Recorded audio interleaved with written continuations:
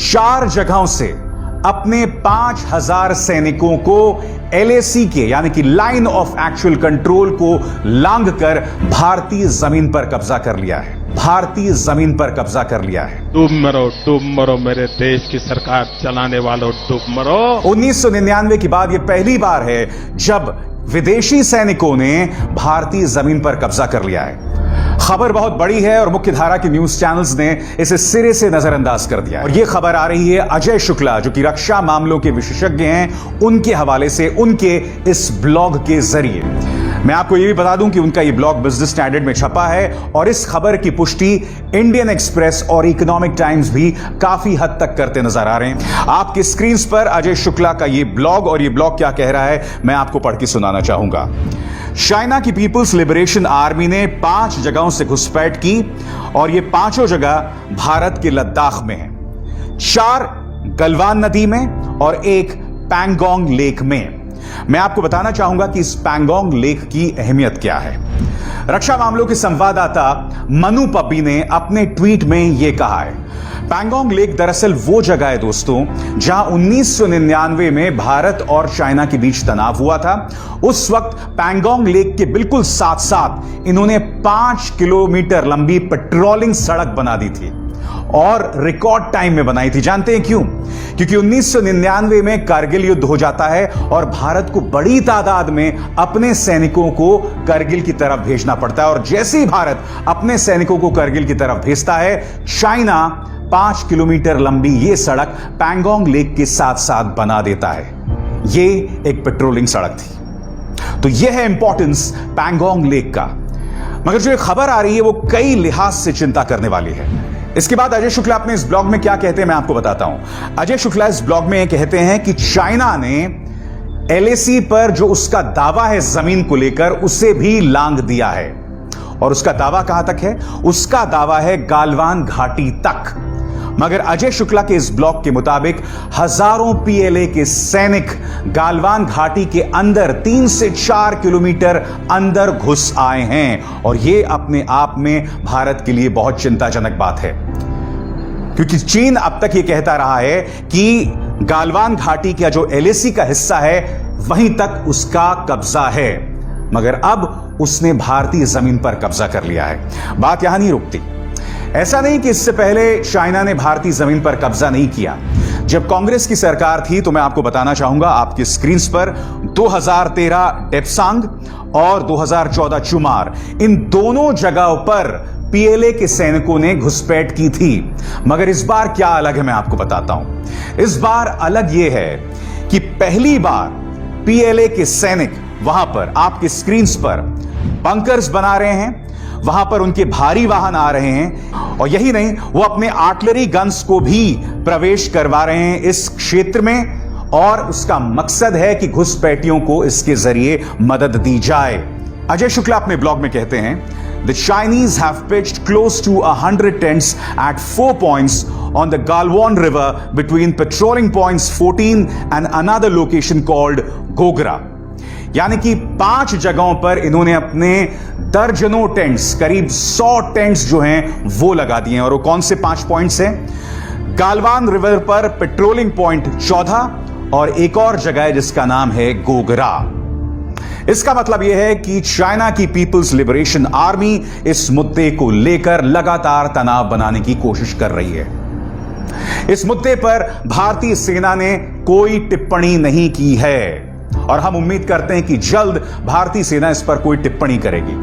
अजय शुक्ला के इस ब्लॉग के मुताबिक मैं आपको यह भी बता दूं कि अब इस मुद्दे पर प्रधानमंत्री नरेंद्र मोदी और राष्ट्रीय सुरक्षा सलाहकार अजीत डोभाल नजर रखे हुए हैं। मगर क्या आप जानते हैं कि भारत की निगाह से सबसे चिंताजनक बात क्या है जो अजय शुक्ला के इस ब्लॉग में सामने उभर कर आती है?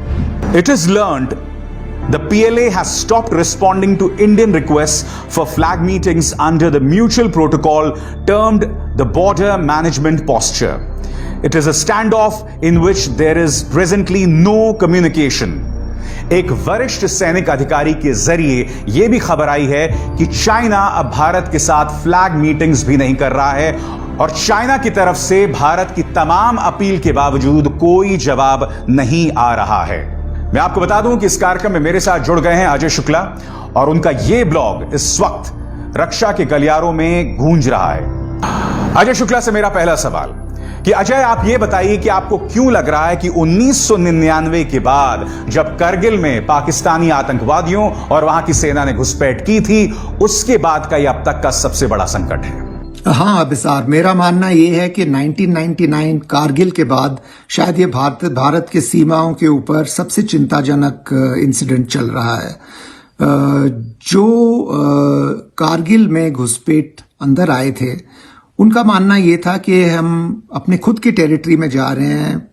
कारगिल जो है पाकिस्तान का एक हिस्सा है और हम भारत का नियंत्रण तोड़ने के लिए जा रहे हैं। लेकिन इस बारी जो चाइनीज ट्रूप्स आए हैं वो ये नहीं कह रहे हैं कि हम खुद के टेरिटरी के अंदर जा रहे हैं।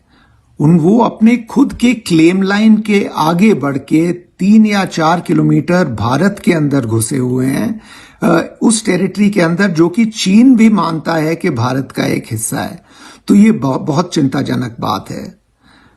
दूसरी बात ये है कि जिस तादाद में ये लोग आए हैं चाइनीज ट्रूप्स भारत के अंदर और जो वहां पे वो अपना डिफेंसेस तैयार कर रहे हैं, तो इनको निकालना, वापस भेजना, इसके लिए अगर ये बातचीत के जरिए मामला हल नहीं हुआ तो काफी लड़ाई करके ये मामला हल करना होगा। तो यहाँ पे कैजुअल्टीज की पॉसिबिलिटी है और ये पॉसिबिलिटी है कि ये लड़ाई काफी दिन चले। अजय शुक्ला से मेरा दूसरा सवाल, चाइनीज अग्रेशन की बड़ी वजह क्या है? चाइनीज इतने ज्यादा आक्रमणकारी क्यों हो रहे हैं? अभिसार, किस मकसद से, किस एम से ये चाइनीज ट्रूप्स भारत के अंदर घुसे हुए हैं, ये तभी पता चलेगा जब राजनीतिक स्तर पे बीजिंग और नई दिल्ली के बीच में बातचीत शुरू हो। ये अभी शायद नहीं शुरू हुई है, लेकिन 2 या 3 सोच हैं। एक सोच ये है कि कश्मीर में कॉन्स्टिट्यूशनल चेंजेस पिछले साल करने के बाद भारत ने कश्मीर रीजन का एक नया नक्शा निकाला था, ऑफिशियल नक्शा, जिसमें उसने अक्साई चीन को भारत का एक हिस्सा जाहिर किया था। अक्साई चीन गलवान के साथ जुड़ा हुआ है, लद्दाख के साथ जुड़ा हुआ है, इस पे चीन का कब्जा है और चीन इसको क्लेम भी करता है। तो शायद चीन इस भारतीय नक्शे के ऊपर नाखुशी प्रकट कर रहा हो। एक सोच ये है। दूसरी सोच ये है कि अंतर्राष्ट्रीय समुदाय ने जो चाइना के खिलाफ कोविड-19 के सिलसिले में एक रेजोल्यूशन मूव किया था, भारत भी उसका एक हिस्सा था, शायद उसके ऊपर नाखुशी प्रकट कर रहा हो। और तीसरी वजह ये हो सकती है कि भारतीय ट्रूप्स ने बॉर्डर एरियाज में रोड बिल्डिंग की कार्रवाई जो है उसको तेजी दे रखी है। शायद चाइना ये दिखाना चाह रहा है कि वो नाखुश है इस रोड बिल्डिंग एक्टिविटीज के ऊपर। सवाल नंबर 3, क्या इस बात की कोई गुंजाइश है कि चाइनीज रवैये में कोई नरमी आएगी और वो बैक ऑफ करेगा? अभिसार, क्या चाइना पीछे हटेगा, क्या बैक ऑफ करेगा? ये एक बहुत महत्वपूर्ण सवाल है। मुझे तो ये लगता है कि ये देखते हुए कि चाइनीज ट्रूप्स किस तादाद में आए हैं, किस तैयारी के साथ आए हैं, क्या हथियार और असला वगैरह लेके आए हैं, इससे मुझे ये लगता है कि ये फैसला भारत के अंदर घुसने का बहुत ही ऊंचे स्तर पे लिया गया है। ये किसी लोकल कमांडर का लोकल इनिशिएटिव नहीं है। तो फिर अभी सवाल ये आता है कि चाइनीज डिमांड्स क्या होंगे, क्या वो मांगेगा पीछे हटने के एक्सचेंज में। मुझे तो लगता है कि अगर ये बहुत ऊंचे लेवल पे फैसला लिया गया है तो शायद ये पॉलिटिकल या इकोनॉमिक डिमांड्स होंगे। और इस पे अभी सवाल ये आएगा कि क्या भारत इनके डिमांड्स को मंजूर कर सकती है बिना बेइज्जत हुए। इस पे भारत के रिएक्शंस निर्भर होंगे। तो ये अभी देखना होगा कि ये डिमांड्स क्या हैं, भारत के रिएक्शंस क्या हैं, चाइनीज ट्रूप्स जमीन के ऊपर क्या करेंगे।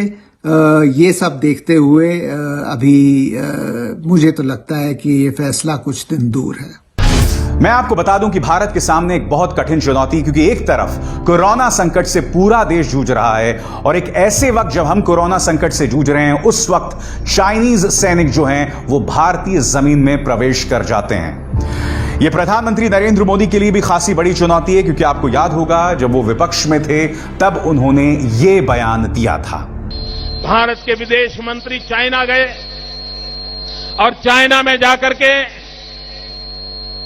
चाइना के साथ उनकी इन जो हरकतों के खिलाफ आवाज उठानी चाहिए थी, लाल आंख कर करके चाइना को समझाना चाहिए था, उसके बजाय हिंदुस्तान के विदेश मंत्री ने चाइना में जाके बयान दिया कि बीजिंग इतना बढ़िया शहर है, मुझे यहां रहने का मन कर जाता है। डूब मरो मेरे देश की सरकार चलाने वालों, डूब मरो, आपको शर्म आनी चाहिए।